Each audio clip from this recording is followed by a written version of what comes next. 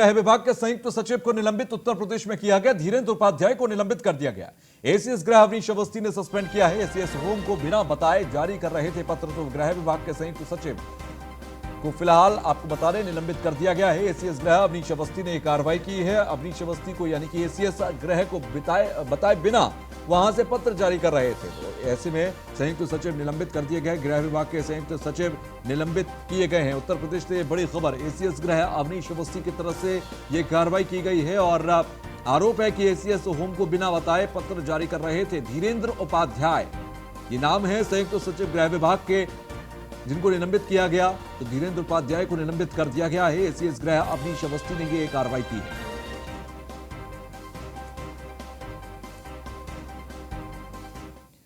खबर लखनऊ से, जहां पर गिरधारी एनकाउंटर मामले से जुड़ी एक बड़ी खबर है। पुलिस अधिकारियों पर दर्ज किया जाएगा मुकदमा। सीजेएम कोर्ट ने मुकदमा दर्ज करने के आदेश दिए। डीसीपी ईस्ट संजीव सुमन, इंस्पेक्टर विभूतिखंड चंद्रशेखर सिंह पर एफआईआर होगी। संबंधित अधिकारियों कर्मचारियों पर भी एफआईआर दर्ज होगी।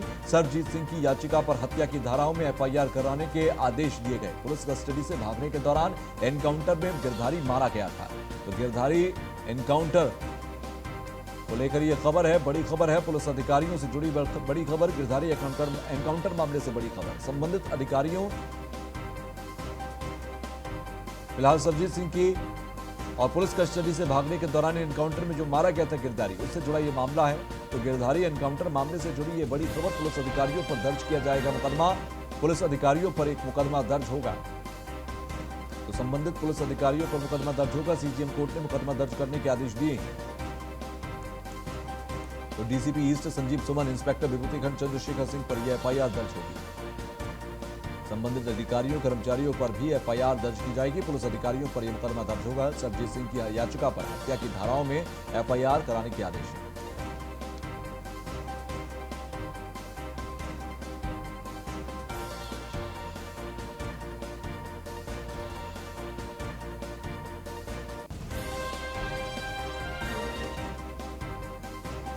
तो सीजीएम कोर्ट ने मुकदमा दर्ज करने के आदेश दिए हैं। गिरधारी एनकाउंटर से जुड़ी ये बड़ी खबर हम आपको दे रहे हैं। पुलिस अधिकारियों पर मुकदमा दर्ज किया जाएगा। तो संबंधित अधिकारियों कर्मचारियों पर भी एफआईआर दर्ज होगी। तो गिरधारी एनकाउंटर मामले से जुड़ी ये बड़ी खबर हम आपको दे दें। पुलिस अधिकारियों पर मुकदमा दर्ज होगा। सरजीत सिंह की हत्या का मामला फिलहाल पुलिस कस्टडी से भागने के दौरान एनकाउंटर में मारा था गिरधारी एनकाउंटर मामले में पुलिस अधिकारियों पर भी मुकदमा दर्ज होगा। संबंधित पुलिस अधिकारियों पर यह मामला दर्ज किया जा रहा है। हमारे साथ संवाददाता डॉक्टर वरुण उपाध्याय हमारे साथ फोन लाइन पर जुड़ गए हैं। वरुण, जिस तरह से ये पूरा मामला अब सामने आया है, जिसमें अब पुलिस अधिकारियों पर भी मुकदमा दर्ज होगा, ये मुकदमा किस बाबत दर्ज किया जा रहा है? देखिए, ये आजमगढ़ के अधिवक्ता सरजीत सिंह ने 156(3) के तहत मुकदमा दायर किया था और उनका कहना था कि 3 दिन की न्यायिक हिरासत पे गिरधारी को ले आया गया था, लेकिन पुलिस वाले ले जाके उसकी हत्या कर दिए। और वैसे भी सर्वोच्च न्यायालय का एक आदेश है कि यदि कोई एनकाउंटर होता है तो उससे संबंधित जुड़े हुए अधिकारियों के खिलाफ भी एक मुकदमा होनी चाहिए और विवेचना से ही पता चलेगा कि गोली आत्मरक्षार्थ चलाई गई या हत्या किया गया। बिल्कुल। सरजीत सिंह की भी यही मांग थी कि 3 दिन की न्यायिक हिरासत में लाया गया था और दिल्ली से यह आदेश दिया गया था कि किसी भी प्रकार से शारीरिक एवं मानसिक रूप से प्रताड़ित नहीं किया जाएगा। और उसके बाद भी रात में ले गए पिस्टल की बरामदगी के लिए और उस दौरान एक मुठभेड़ हुआ जिसमें गिरधारी मारा गया। हालांकि मुख्य न्यायिक मजिस्ट्रेट लखनऊ ने आदेश दे दिया है कि मुकदमा दर्ज कर और विवेचना हो, और विवेचना से ही सारी बातें साफ होंगी। ठीक है, चलिए, बहुत बहुत शुक्रिया हमसे जुड़ने के लिए। तो लव जिहाद विधेयक विधान परिषद से पास हो गया है और हंगामे के बीच धर्म संपरिवर्तन विधेयक विधान परिषद से पास हुआ। यूपी विधानमंडल से पास हुआ धर्म संपरिवर्तन विधेयक विधानसभा से पहले ही पास हो चुका था। धर्म संपरिवर्तन विधेयक, हंगामे के बीच धर्म संपरिवर्तन विधेयक विधान परिषद से पास कर दिया गया। तो आज विधान परिषद में जमकर हंगामा हुआ और इस विधेयक को पास करने के लिए विपक्ष ने काफी हो हल्ला किया। तो लव जिहाद विधेयक पर विधान परिषद से भी पास हुआ। लखनऊ का यह मामला, जहां पर हंगामे के बीच धर्म संपरिवर्तन विधेयक विधान परिषद से पास हुआ।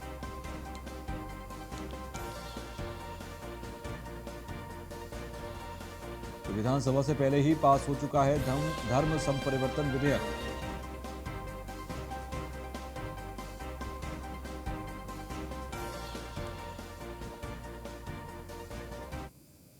तो यूपी पुलिस भर्ती बोर्ड ने निकाली बम्पर भर्तियां। 9027 उप निरीक्षक के लिए जारी किया गया विज्ञापन।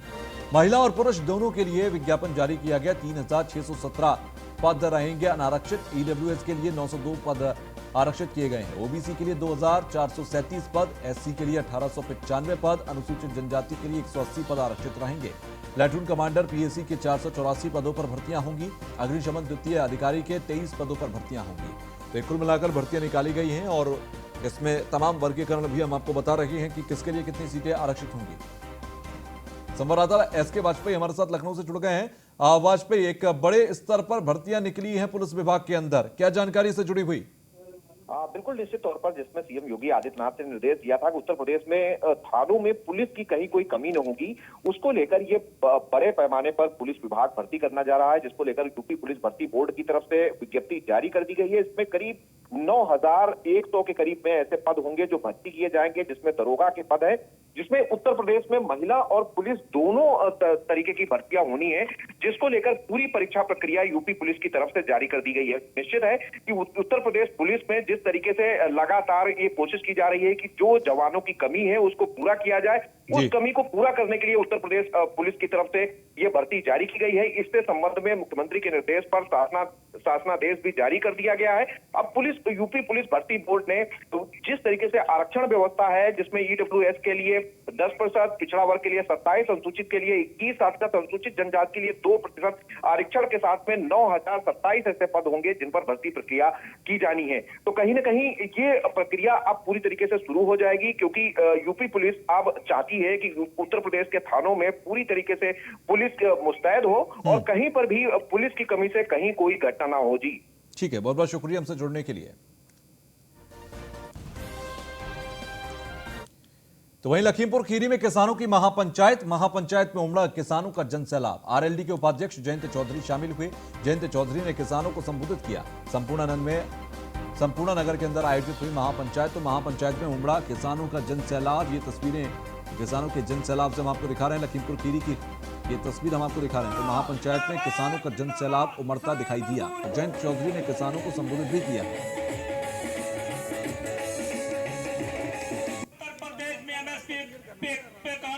लखीमपुर खीरी में किसानों की महापंचायत हुई और वहीं की ये तस्वीर हम आपको दिखा रही है। ऐसा ना हो कि जब वो लोग व्यापार में उतरे तो हम लोग केवल उनके किसान मजदूर एकता जिंदाबाद जिंदाबाद, किसान मजदूर।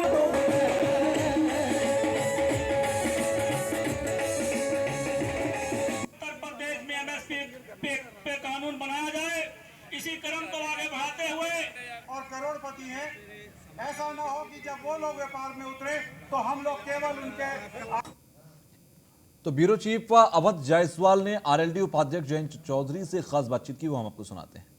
में आयोजित किसान महापंचायत को संबोधित करने चौधरी जयंत चौधरी पहुंच चुके हैं, जिनसे India news one India exclusive बात करेगा कि आखिर चौधरी साहब क्या इस जो पंचायत इसका आयोजन क्या है और किस तरीके से यानी उस जो किसान बिल है इसके विरोध में किस तरीके से महापंचायत आयोजित की रही।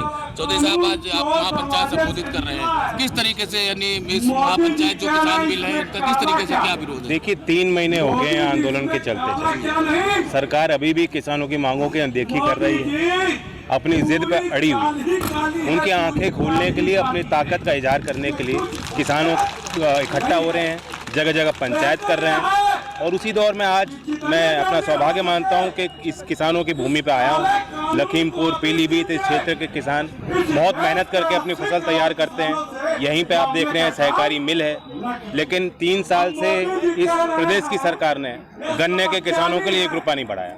तो जो भी मुद्दे हैं किसानों के, जो आक्रोश है लोगों के बीच में, उसे व्यक्त करने आज लोग यहाँ पहुँच रहे हैं। भाजपा कह रहे कि जाट वोटों पर यानी डोरा डालने के लिए छोटे चौधरी इधर से एक कार्यक्रम शुरू। परसों में बस्ती में किसान पंचायत कर रहा था, वहाँ कितने जाट हैं? ये कोई एक जाति का विषय नहीं। जिस तरह अंग्रेज लोग डिवाइड एंड रूल की पॉलिसी को अपनाते थे, पहले खालिस्तानी बता दो, फिर को सिर्फ सरदार हैं, फिर को सिर्फ पंजाबी हैं, उग्रवादी हैं, अब कह दो जाट हैं। तो ये हम लोगों को, हमारी ताकत को कमजोर करने के लिए इनके पैतरे हैं। अभी हिंदू मुसलमान का झगड़ा ले आएंगे कहीं ना कहीं से उठाकर। तो ये इनकी तरकीबें हैं, लेकिन जनता समझ चुकी है। सरकार कह रही है कि हम तो बात करने के लिए तैयार हैं, 11 बार बात करने की कोशिश की, लेकिन कुछ राजनीतिक दल हैं जो विपक्ष के हैं, जो किसानों को बरगला रहे हैं।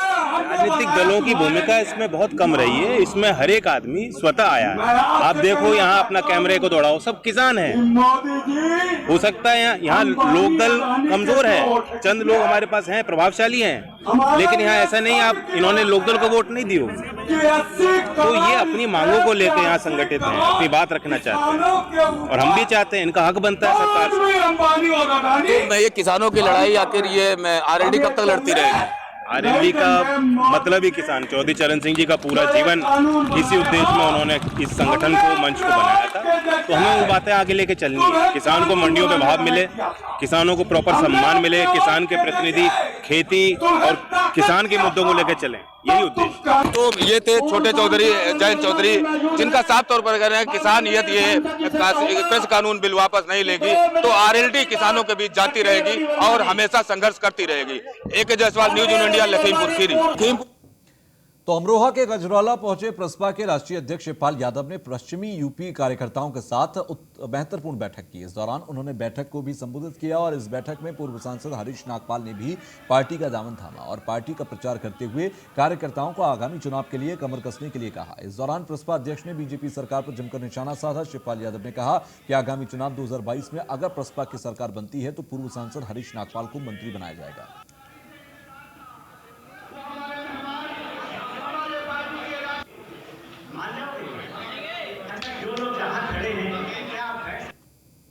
तो अभी तो बहुत समय अपील की है। देखिए अभी तो 1 साल पड़ा है, 1 साल है।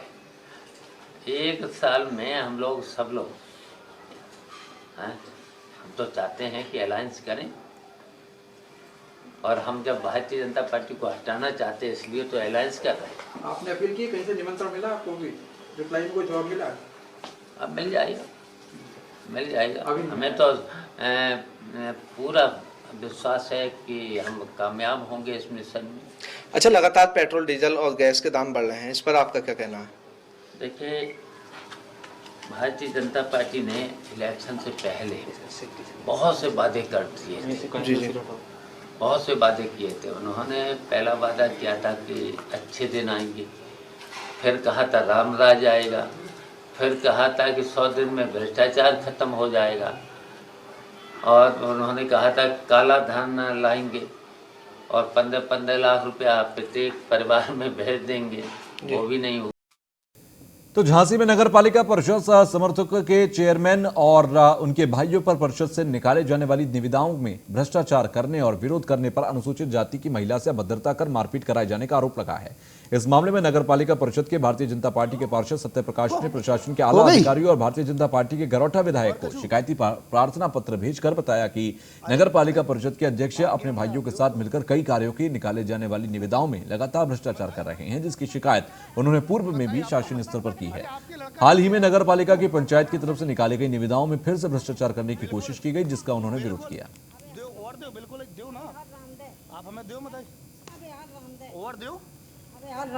दो ना आप हमें, हाँ। समथर की राजनीति हम जाना था, आप दो तो बताइए, दो चेयरमैन जितेंद्र सिंह यादव उनके भाइयों द्वारा टेंडर पुल बनाकर बेची जाती हैं तो 10 लोगों का ठेकेदारों से, और 8 तारीख को जिलाधिकारी महोदय को अवगत भी करा दिया गया था, परंतु फिर भी कल निविदा प्रक्रिया जो पूर्ण हुई नगर पालिका की वो पुल बनाकर दे दी गई है। 3 निविदाएँ ठेकेदारों द्वारा खरीदी गई और पूर्ण तरीके से जाँच में भी कई बार स्पष्ट हो चुकी कि ये निविदाएँ पुल बनाकर बेचते हैं, जिसके बाद अंकुश लगाया गया माननीय विधायक महोदय के हस्तक्षेप के बाद, जिलाधिकारी महोदय के बाद। लेकिन सेवानिवृत्त होने के बाद 7 तारीख के मौलानी पर जो वर्तमान में चार्ज पे हैं उनको भी अवगत कराया था कि ऐसी घटना यहाँ हो रही है, लेकिन मामले को गंभीरता से संज्ञान नहीं लिया और कल दिनांक होने वाले निविदा में इन्होंने फिर पुल बनाकर विक्रय कर दिया। कोई अधिकारी यहाँ पे मौजूद था कि नहीं? कोई अधिकारी मौजूद नहीं था, जबकि उप जिलाधिकारी महोदय को 8 तारीख में लिख दिया था प्रार्थना पत्र कि अपनी निगरानी में स्वयं निविदा प्रक्रिया पूर्ण करें। खबर झांसी से, जहां पर बुजुर्ग महिला की हत्या का पुलिस ने खुलासा कर दिया। दुराचार में असफल होने पर की गई वृद्धा की हत्या, एसपी सिटी विवेक त्रिपाठी ने हत्या का खुलासा किया। वारदात के दौरान आरोपी ने लूटे थे महिला के जेवर और आरोपी के कब्जे से लूटे गए आभूषण बरामद किए गए। एसपी सिटी ने बताया कि बाहर बड़ागांव गेट इलाके की महिला रामरती की हत्या 17 फरवरी को हुई थी। इस मामले में कोतवाली पुलिस के साथ ही अन्य टीमें भी लगाई गई थी। इसी दौरान पुलिस ने बालकृष्ण से सख्ती से पूछताछ की तो उसने स्वीकार किया कि वो क्षेत्र में मजदूरी करता है। उसकी नजर महिला पर थी। बुरी नीयत से वो महिला के टपरी में घुसा था, लेकिन महिला ने विरोध किया तो उसने आवेश में आकर उसका गला घोट दिया।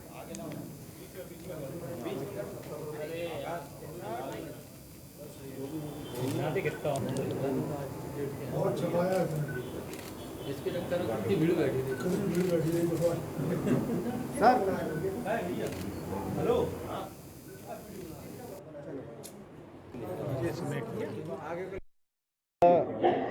और 17 फरवरी की रात श्रीमती रामरती, जिनकी उम्र लगभग 65 वर्ष थी, उनकी हत्या कर दी गई थी। हत्या का कारण दम घुटना पाया गया था। इस हत्या के आरोप में एक व्यक्ति बालकिशन को आज गिरफ्तार किया गया थाना कोतवाली पुलिस द्वारा और उसके द्वारा जुर्म इकबाल किया गया है। उसके कब्जे से महिला के आभूषण बरामद हुए हैं।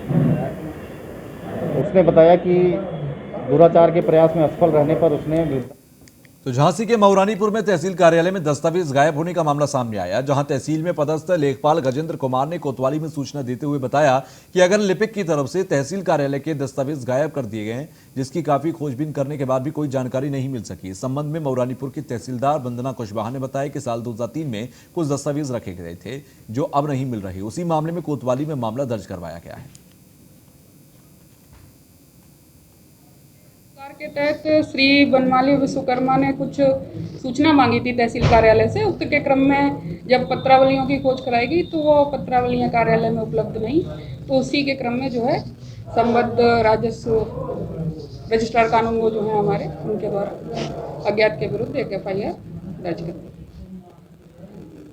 ये कब का कौन सा जिले से जो पत्र प्राप्त हुआ है उसके अनुसार उनके द्वारा ये पत्रावलियां 2003 में यहाँ पे तहसील कार्यालय में। खबर अब संभल से है, जहां पर ईदगाह के इमाम सुलेमान अशरफ का बयान है कि सीएम योगी के टोपी वाले बयान पर बोले सुलेमान अशरफ। सीएम योगी के बयान को बताया नफरत वाला बयान। टोपी वालों से मुल्क में अमनो अमान है। बीजेपी RSS पर टोपी पहनकर मुस्लिमों को डराने का आरोप लगाया गया। तो सीएम योगी के बयान को लेकर ये ईदगाह के इमाम सुलेमान अशरफ ने बयान दिया और इस बयान को नफरत फैलाने वाला बताया। टोपी वालों से मुल्क में अमन व अमना है और इस बात को कहते नजर आए।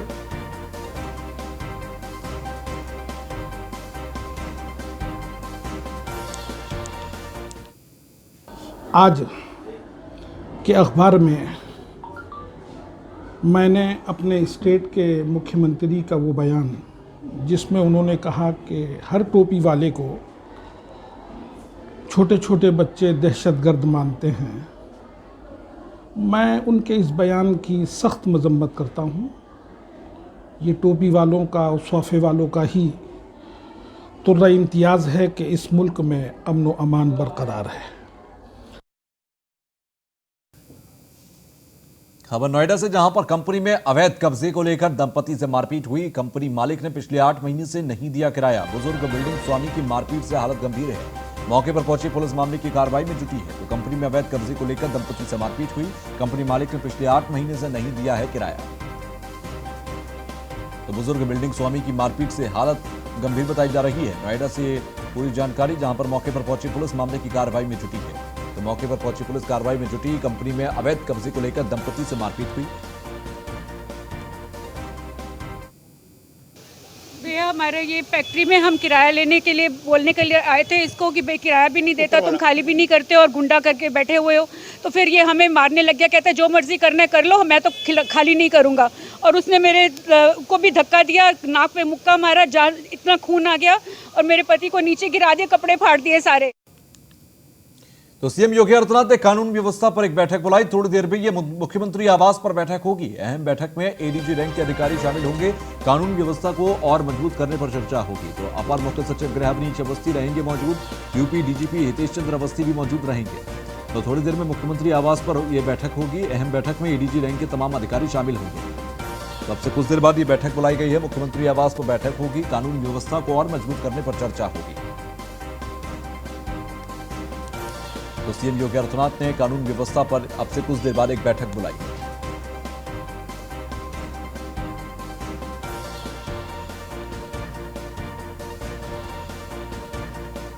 तो अहम बैठक में एडीजी रैंक के अधिकारी भी शामिल होंगे। कानून व्यवस्था को और मजबूत करने पर चर्चा होगी।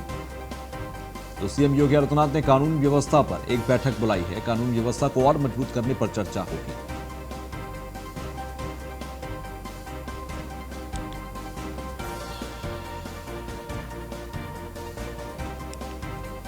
ब्यूरो चीफ आदित्य द्विवेदी हमारे साथ जुड़ गए हैं लखनऊ से। आदित्य, अब से कुछ ही देर बाद एक कानून व्यवस्था के लिए बैठक बुलाई गई है, क्या एजेंडे रहेंगे उस पर?